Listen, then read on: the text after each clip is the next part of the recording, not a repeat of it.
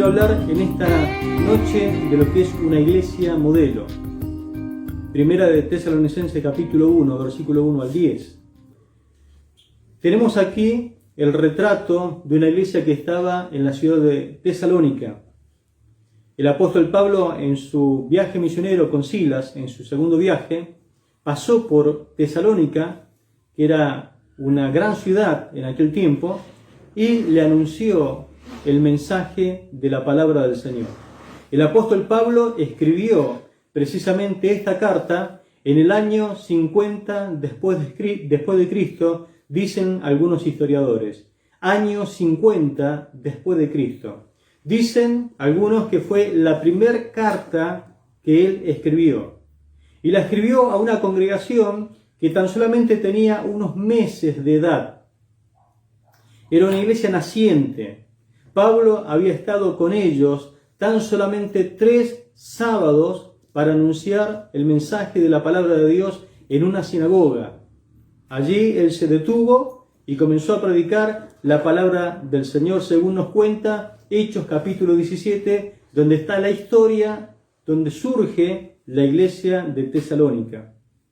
Pero por celos, por envidia, los judíos tomaron, dice la palabra, literalmente en una Biblia lo leí hace unos vagos, es decir, algunas personas que no tenían nada que hacer, lo sobornaron, es decir, le dieron unos pesos y le dijeron que levantaran alguna especie de motín contra Pablo y Silas, y hicieron realmente, y lo que hicieron tuvieron éxito. Dice la palabra del Señor que ellos comenzaron a decir esto: estos que trastornan todo el mundo han venido acá. Así lo tenían a Pablo y a Silas, como trastornadores del mundo. La palabra trastornar significa poner pata para arriba, literalmente. Y lo que estaban haciendo era poner el mundo gentil pata para arriba y llevándolo a Cristo Jesús. Los judíos gritaban y alborotaron toda la ciudad en unos minutos. La Biblia dice que no lo pudieron encontrar a Pablo y a Silas, se escondieron, salieron disparando, pero lo agarraron a Jasón, lo tomaron a Jasón, que era el líder en ese momento de la iglesia que se estaba levantando, y lo estaban acusando de que él rompía la ley romana, diciendo que había alguien más al cual se le tenía que decir Señor. Había un Señor que no era precisamente el César, al cual ellos estaban imponiendo que ahora adoraran. Claro, había alguien más grande que los esclavos, más grande que los señores, más grande que el César. Se decía que ese hombre era Jesucristo, el Hijo de Dios, el cual había resucitado entre los muertos, que ahora se le tenía que rendir todos los honores, que tenía un nombre que es sobre todo nombre. Y allí, bueno, trataron de arrestar a Jasón. Él pagó un dinero porque le pidieron que quedara en libertad. Y luego, bueno, en el capítulo 3, versículo 2 de Primera de Tesalonicenses, Pablo estaba bastante preocupado precisamente porque quería enviar nuevamente a Timoteo, porque él se enteró de que la iglesia de Tesalónica no había abandonado la fe, no habían tirado todo por la borda, se habían afirmado en Cristo Jesús, habían retenido la palabra, estaban firmes en Cristo. Y la noticia llegó a Pablo y le dijo: Pablo, a Timoteo, te voy a enviar nuevamente para que puedas anoticiarme cómo le fue a estos hermanos, porque 3 sábados tuvo Pablo con ellos y tuvo un notable éxito la palabra de Dios en medio de esta ciudad. Así que en este primer capítulo vemos a una iglesia muy fuerte, Pese a estar Pablo con ellos tan poco tiempo, repito, 3 semanas solamente, y pese a tener aproximadamente ya un año de edad, porque hoy no es como en aquel tiempo, hoy se manda un correo electrónico, hoy se manda un WhatsApp. En aquel tiempo las cartas tardaban mucho en llegar. Aproximadamente ya tenía un año de edad la iglesia, y era una iglesia maravillosa, era una iglesia modelo, la cual debemos tratar nosotros hoy de imitar en lo mejor posible. Hay 8 verdades o 8 características que tiene esta iglesia en el capítulo 1 que nos muestra qué clase de iglesia era. Hoy no vamos a ver las 8 verdades o las 8 características, pero vamos a comenzar a ver algunas. En primer lugar, versículo 1, era una iglesia que estaba en Dios y en Jesucristo. Repito esta característica. Era una iglesia que estaba en Dios y en Jesucristo. Lo dice el versículo 1, dice así la palabra. Pablo, Silvano y Timoteo a la iglesia de los tesalonicenses, en Dios Padre y en el Señor Jesucristo. Pablo, Silvano, ese Silvano es otra forma de escribir Silas, pero era Pablo, Silas y Timoteo. Lo saluda, le dice, gracia y paz sean a vosotros de Dios, nuestro Padre y del Señor Jesucristo. Nuevamente repite, Dios Padre y el Señor Jesucristo. Dios Padre y del Señor Jesucristo. Para ser un verdadero hijo de Dios, tienes que estar en Cristo, porque estando en Cristo vas a estar también en Dios Padre. Estar en Cristo es estar en Dios, y estar con Dios es estar en Cristo. Jesús había orado una oración similar en Juan capítulo 17, versículo 21. Escuche la oración que hizo nuestro Señor. Para que todos sean uno, como tú, oh Padre, en mí y yo en ti, que ellos sean uno en nosotros. Esta iglesia de los tesalonicenses eran uno con el Padre y con su Hijo Jesucristo. Tienes que estar unido a Jesús, unido a Dios Padre, para recién poder estar unido a su iglesia. Gloria a Dios. O estás con Él o no estás con Él. O estás con Cristo y con Dios y estás con ellos y en la iglesia, o no estás ni con la iglesia, ni con Cristo, ni con Dios. Porque algunos dicen, bueno, yo amo a Dios, pero no me gusta la iglesia. No se puede hacer eso. Yo amo a Cristo, pero no me gustan los hermanos de la iglesia. No se puede. Estar en la iglesia es estar en Cristo y en Dios. No se puede separar una cosa y la otra. Por lo tanto, estar en Él es lo que hace a un verdadero hijo de Dios.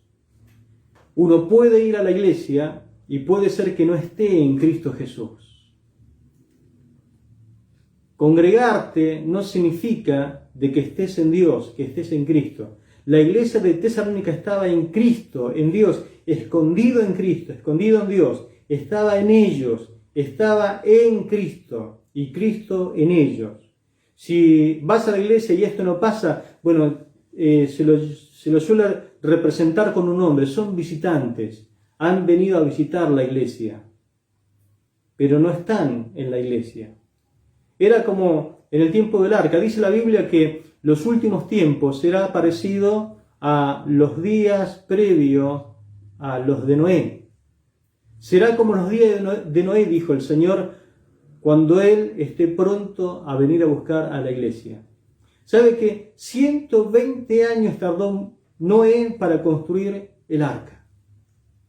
Y me imagino que en ese tiempo muchos habrán hablado entre sí diciendo, che, ¿conoces el arca? Sí, conozco el arca. He estado dentro del arca. He hecho un paseo turístico también dentro del arca. La conozco detalles del arca. Habrán hasta hecho canciones acerca del arca. Habrán hecho canciones acerca del loco Noé, de la fe de Noé, porque decía que iba a llover y hasta ese día nunca había llovido. Pero él creía la palabra que Dios le dijo, Noé, hazte un arca porque voy a destruir la tierra por lluvia. Claro, la lluvia no se conocía en aquel tiempo. Hoy sí se conoce lo que es la lluvia.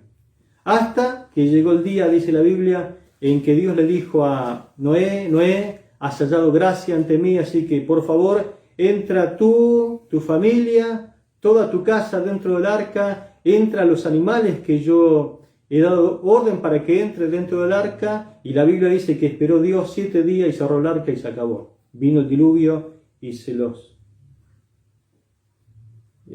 murieron todos. El agua arremetió con todos. Pero me imagino algunos de ellos, ¿no? Habrán dicho, pero yo conocía el arca, estuve en el arca. Es más, estuve al lado de Noé cuando estaba clavando los clavos para construir el arca. Pero una cosa es saber del arca, otra cosa es estar dentro del arca. La iglesia de Tesalónica estaba dentro del arca, estaba en Cristo, estaba en Dios. Una cosa es haber ido a la iglesia, una cosa es haber conocido alguna congregación, cierta congregación, hasta quizás me puedas hablar de ciertos pastores que conociste y hablaste con ellos y conoces de alguna congregación que es diferente a otra y podrías hablar bastante, pero una cosa es conocer, otra cosa muy diferente es estar dentro. Yo te invito en esta noche a estar en Jesús. Estar en Jesús es estar dentro de la iglesia, ser parte de la iglesia. Segunda característica, era una iglesia que tenía fe, amor y esperanza en nuestro Señor Jesucristo. Repito, era una iglesia que tenía fe, amor y esperanza en nuestro Señor Jesucristo. Esta iglesia, dice la Biblia, que trabajaba mucho. Era una iglesia que trabajaba mucho por amor al Señor Jesucristo. Además tenía, en segundo lugar, constancia. Esa palabra, para que hoy usted la pueda atender, tenía aguante, inspirados en la esperanza que le proporcionaba el saber de que Cristo pronto regresaría por ellos. En tercer lugar, tenía una fe que se evidenciaba por sus obras, porque la Biblia declara en el libro de Santiago que la fe sin obras es muerta. Mucha gente puede venir a la iglesia, pero otra cosa es que lo hagan por fe. Hay muchos tipos de fe, muchas clases de fe, pero hay una fe que salva.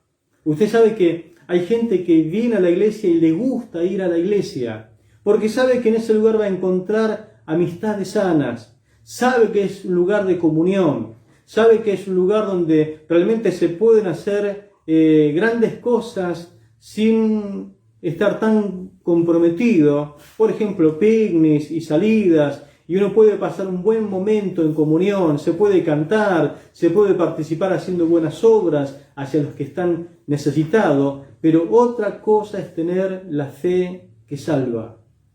La fe, dice la Biblia, que viene solamente por el oír, y el oír la palabra de Dios. La fe tiene que ver con cuánto lugar tú le das a la palabra de Dios en tu corazón. Jesús, hablando acerca de la fe y del poder de la palabra, habló de 4 tipos de terrenos. Uno que era duro como un camino, otro que había tierra pero por debajo había una roca, por lo cual tenía muy poca tierra. El otro lugar era un lugar donde se echaba una semilla pero estaba entre espinos y cardo. Y el cuarto tipo de terreno, una tierra fértil, que cuando rindió al 30, al 60, al 100 por 1. Ojalá que tu terreno del corazón pueda darle lugar a la palabra de Dios. La fe que salva tiene que ver con cuánto espacio, con cuánto lugar tú le vas a dar a la palabra de Dios para que la palabra germine en tu corazón y puedas realmente ser salvo. Esta era una iglesia que le daba lugar a la palabra, que lo principal para ellos era lo que Pablo le había predicado, que habían tomado nota, que estaban allí constantemente preocupados por agradar a Dios, porque la Biblia, lo que ellos habían creído, tenía que ver con trabajar para Cristo, tenía que ver con ser constante en medio de toda tribulación que ellos vivían. La tercera característica que voy a compartir, y la última, es que ellos habían sido elegidos por Dios. Versículo 4 dice lo siguiente. Podemos leer versículo 2, 3 y 4. Dice: dando siempre gracias a Dios por todos vosotros, haciendo memoria de vosotros en nuestras oraciones. Aparentemente, por lo que leemos aquí, Pablo tenía como una lista de hermanos, de los cuales iba revisando, iba orando por ellos y se acordaba. Es bueno para la memoria tener un registro de nuestros hermanos para ir orando para que no se te escape ni uno. 3. Acordándonos sin cesar delante de Dios, del Dios y Padre de nuestro Señor Jesucristo y de la obra de vuestra fe, del trabajo de vuestro amor y vuestra constancia en la esperanza en nuestro Señor Jesucristo, porque conocemos, hermanos amados, de Dios vuestra elección. Porque conocemos, hermanos amados, de Dios vuestra elección. Los hermanos habían sido elegidos por Dios. Entonces, tercera verdad, habían sido elegidos por Dios. Entonces, ¿qué podemos aprender de este texto? Que es Dios quien nos elige para salvación. Dice Juan capítulo 15, verso 16, en una declaración de verdades, Jesús dijo: no me elegiste vosotros a mí, sino que yo os elegí a vosotros. Repito, no me eligieron ustedes a mí, yo los elegí a vosotros. La salvación entonces tiene que ver con una elección directa del Padre a la persona. Ahora, yo me estaba preguntando, ¿no?, ¿cuáles serán las cualidades que Dios considera para semejante elección? ¿Cuáles son los parámetros que Dios considera, lo que Él tiene en mente para poder elegir a las personas? En realidad no lo sabemos. No sé si alguna vez lo vamos a saber. Es un misterio. Es un misterio. ¿Sabe por qué? Porque en nuestra mente, ¿qué decimos? Bueno, esta persona es elegida por Dios porque es bueno. No hace mal a nadie. No engañó nunca a su esposa, no miente, es un buen obrero, es un buen trabajador. Pero la verdad que yo no sé si es una persona elegida por Dios para salvación. Y uno por ahí pega la mirada para otro lado y ve a otra persona. En la Biblia hay un terrible religioso, ultra religioso, que estaba celoso por lo que Dios había hecho a través de su iglesia y perseguía a los cristianos. Los encarcelaba, le hacía negar el nombre de Cristo, su nombre, Saulo de Tarso. A esa persona Dios escogió para salvación.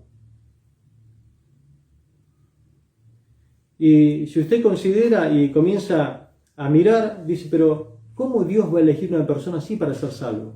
Claro, cuando después vemos lo que esa persona transformada en Dios hizo por la iglesia, uno se da cuenta de que Dios nunca erra cuando elige a una persona. Dios me eligió a mí hace 39 años. Dios eligió tu vida. Dios eligió a muchas personas para poder transformarlo en un siervo de Dios, para poder llevar el evangelio a otros, para poder ser un canal de bendición. Te eligió a ti, me eligió a mí, eligió a muchos para salvación. ¿Cuáles fueron sus parámetros? No lo sé. ¿Cuáles fueron las cualidades o las características que Él puso sobre la mesa para elegir a esa persona? No lo sabemos, es un misterio. Y no te toca ni a ti ni a mí tratar de averiguar cuál es la fórmula de Dios para la elección de las personas. Lo que sí, hoy estaba estudiando la palabra de Dios y me di cuenta que la elección de Dios es una elección condicionada. La elección de Dios es una elección condicionada. ¿Por qué una elección condicionada? Este comentario lo hace Adam Clarke, un gran comentarista, y dice que la elección de Dios es condicionada. ¿Por qué? Porque también esa elección la hizo sobre su pueblo Israel, en el cual habla mucho a través de toda la historia de Israel, pero también específicamente lo hace sobre el libro de Romanos, Pablo. Como Israel fue elegido, también nosotros somos elegidos hoy. Pero Israel es nuestro modelo a seguir porque Israel después fue reprobado, aunque fue elegido. Israel fue elegido, pero después fue reprobado. ¿Por qué? Porque fue un vaso rebelde. Se rebelaron contra Dios. ¿Y sabe qué hizo Dios? Así como eligió a Israel, después lo desechó. ¿Y sabe qué hizo? Eligió a los gentiles. Y por causa de su rebeldía, hoy nosotros entramos en el plan de Dios, la salvación, la iglesia. Eligió a los gentiles. Y en Efesios, Pablo revela el gran misterio de Dios escondido en el Antiguo Testamento, que de ambos pueblos, los judíos y los gentiles, formó un pueblo que lo denominó iglesia, su iglesia, la iglesia del Señor. Así que no tenemos que jugar con este tema de la elección, porque es una elección condicionada. Hacer la voluntad de Dios, cumplir con su palabra para que Él no te deseche. Pero también hay otra verdad, que el mismo Pablo enseña que tenemos que practicar para ser salvos. Hay que confesar a Jesucristo como el Señor de nuestras vidas. Él lo enseñó. Si no, no hay salvación. Esto lo dice en Romanos capítulo 10, versículo 8 al 11. Dice lo siguiente. ¿Mas qué dice? Cerca de ti está la palabra, en tu boca y en tu corazón. Esta es la palabra de fe que predicamos, que si confesares con tu boca que Jesús es el Señor y creyeres en tu corazón que Dios le levantó de los muertos, serás salvo. Porque con el corazón se cree para justicia, pero con la boca se confiesa para salvación. Pues la Escritura dice, todo aquel que en él creyere no será avergonzado. Amén. Es decir que el misterio de la elección de Dios y de la decisión o la responsabilidad del hombre nunca será completamente explicado, por lo menos de este lado de la tierra, de este lado del cielo. Hay algo que nosotros tenemos que hacer para ser salvos, confesar con nuestra boca que Jesucristo es el Señor. Decir que Él resucitó entre los muertos. Es una fe que nosotros obtenemos para salvación. Tenemos que hacer esto porque si no, no podemos ser salvos, dice la palabra del Señor. Lo enseña el mismo Pablo. Simplemente tenemos que tener en cuenta que la Biblia enseña ambas cosas. Ahora, ¿cómo se reconcilian estas dos verdades? Una vuelta a esa misma pregunta se le hicieron a Spurgeon, príncipe de los predicadores. Y el gran predicador replicó lo siguiente: nunca trato de reconciliar amigos. Estas dos verdades gemelas de la elección y de la decisión no son contradictorias. Por el contrario, se complementan una con otra. En lo que respecta a Dios Padre, fuimos salvos cuando Él nos escogió en Cristo desde antes de la fundación del mundo, como lo dice Efesios 1:4. En lo que respecta a su Espíritu, el Espíritu Santo, fuimos salvos respondiendo a su llamado y cuando recibimos a Cristo en el corazón. Y en lo que respecta al Hijo, fuimos salvos cuando Él murió por nosotros en la cruz del Calvario, cuando Él nos redimió. Ahora, ¿cómo sabía Pablo que estas personas eran salvas? Debido a la evidencia de salvación en sus vidas. En primer lugar, esta iglesia tenía obras de fe. Y la verdadera fe siempre produce cambios en tu vida. Si fuiste a la iglesia y nunca cambiaste, si conoces a alguien que fue a la iglesia y nunca cambió de vida, no hay un antes y un después, bueno, tenés que dudar si la persona en realidad es salva o no. Porque la fe en el Hijo de Dios, la fe en la palabra, siempre produce un cambio de vida, y era lo que Pablo le estaba dando a entender a los tesalonicenses. Ellos habían cambiado. No lo vamos a ver hoy, lo vamos a ver más adelante. Pero también hay un trabajo de amor. La iglesia evidenciaba un trabajo de amor. Las personas salvas ya no viven para sí. Y es lo que muchas veces le pasa a las personas que no tienen fe, no viven solamente para sí. Lo explica Efesios capítulo 2, versículo 1.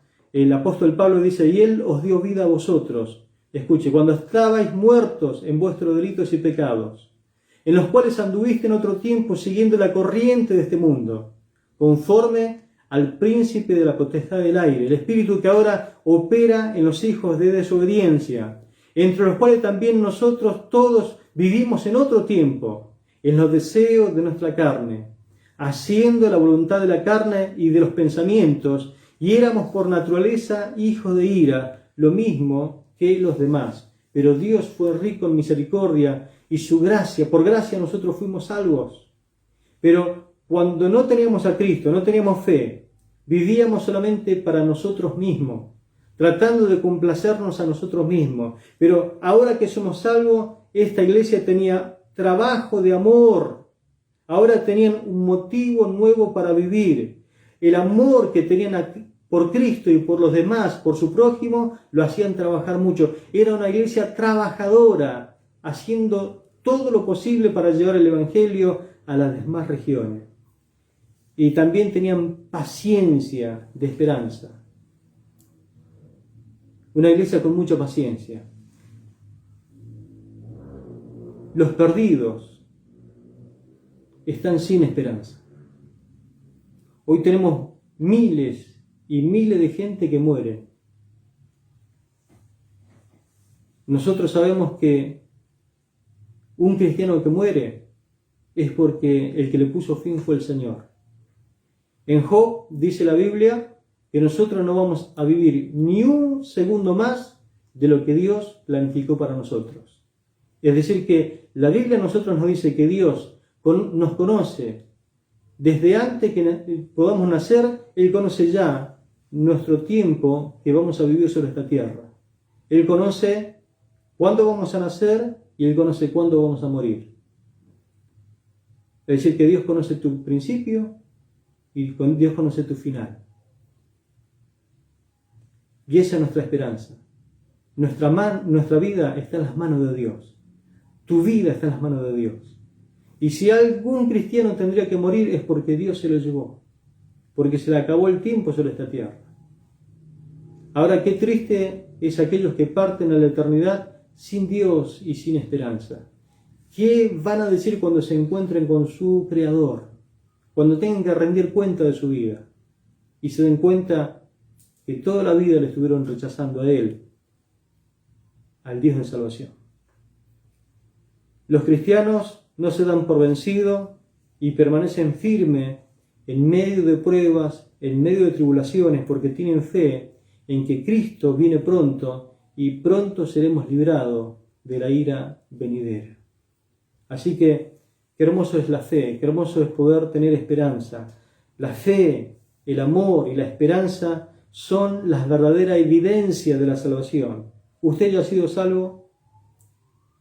¿Ya tiene en su interior esa convicción de salvación?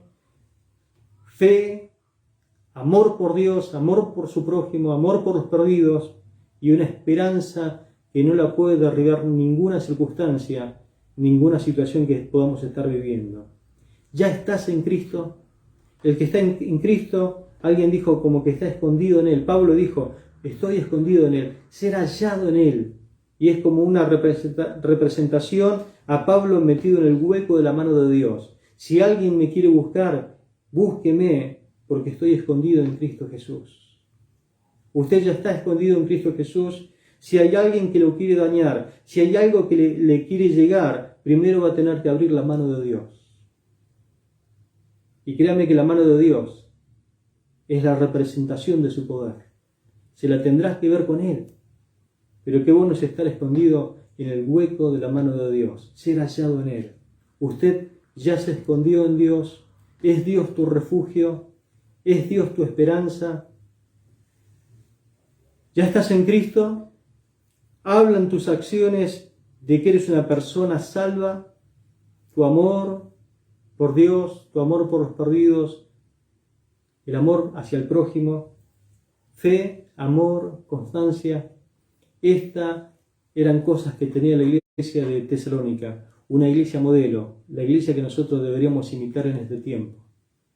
Más adelante vamos a ver con qué otras cosas la iglesia se enfrentó, pero siguieron firmes. Así que yo les invito a orar en esta hora y darle gracias a Dios, porque me elegiste para ser salvo, pero que también Él espera una reacción de obediencia y de sometimiento a la palabra para poder generar esa salvación maravillosa a través del pronunciamiento de su nombre, que Jesucristo es el Señor. Si tu boca confiesa que Jesucristo es el Señor y crees en tu corazón de que Dios le levantó entre los muertos, serás salvo, dice la palabra. Serás salvo. Yo no sé cómo te encuentras, a cuánta distancia estás de Dios, cuán lejos crees que estás de Dios, pero ahí está tu boca para confesar, allí donde te encuentres, viendo esto, escuchando esta palabra. Confiesa que Jesucristo es el Señor. Cree en tu corazón de que Él es tu Creador, que Él realmente está preparando esta situación para que le confieses como el dueño de tu vida, para que Él se apodere de tu presente, eche a un lado tu pasado y te abra y te clarifique el futuro en Dios. Vuelve al Señor, vuelve a sus brazos de amor y misericordia. Sin Él no hay esperanza. El mundo tiene una esperanza muerta. Nosotros creemos en Cristo Jesús y con Él está la victoria. Oramos al Señor, oramos al Señor.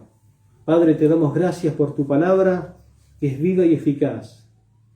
Que en esta hora tu palabra pueda penetrar en lo profundo de nuestro corazón. Señor, creo que donde llega este audio, donde llega, Señor, este video, hay personas que tienen hambre y sed de ti. Están sedientos de ese gran amor de Dios. Se encuentran atribulados, sin esperanza, como el hijo pródigo que malgastaron su vida y todo lo precioso que tú le diste un día. Pero allí donde está tu gracia, que sobrepasa todo entendimiento, tiende una mano hacia esa persona que está desesperada, que no sabe qué hacer. Los brazos de amor del Señor, su gran amor y su gran misericordia en este momento te rodea. Sus brazos poderosos te cargan sobre su hombro para nuevamente llevarte al redil. En esta hora considera su gran amor y su gran misericordia. Vuélvete a Él con todo tu corazón.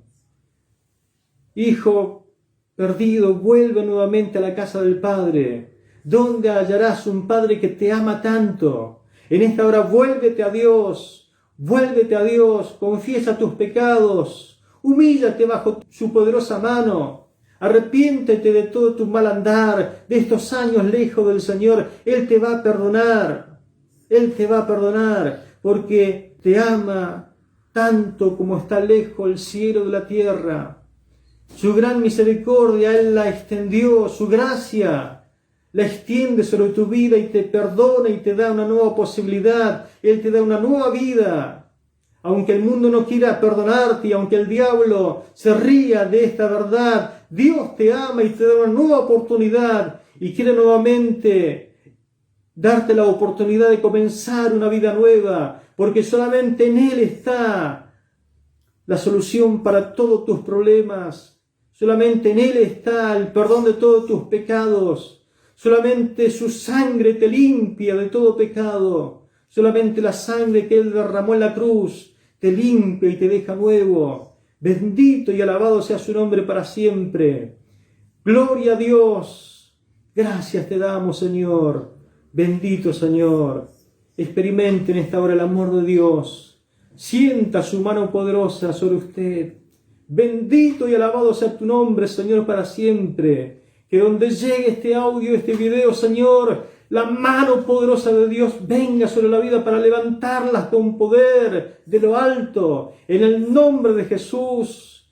Y ordeno en este momento que el diablo suelte las almas ahora, suelte las vidas, que la tiene aprisionada, se libre en el nombre de Jesús. El poder del Espíritu Santo en esta hora te liberta, te llena, en el nombre de Jesús. Siente su poder, siente el poder del nombre de Jesús que viene a darte libertad en su nombre poderoso. Gracias Padre, gracias Espíritu, gracias Hijo por tu gracia y tu misericordia en el nombre de Jesús. Amén y amén. Gloria a Dios.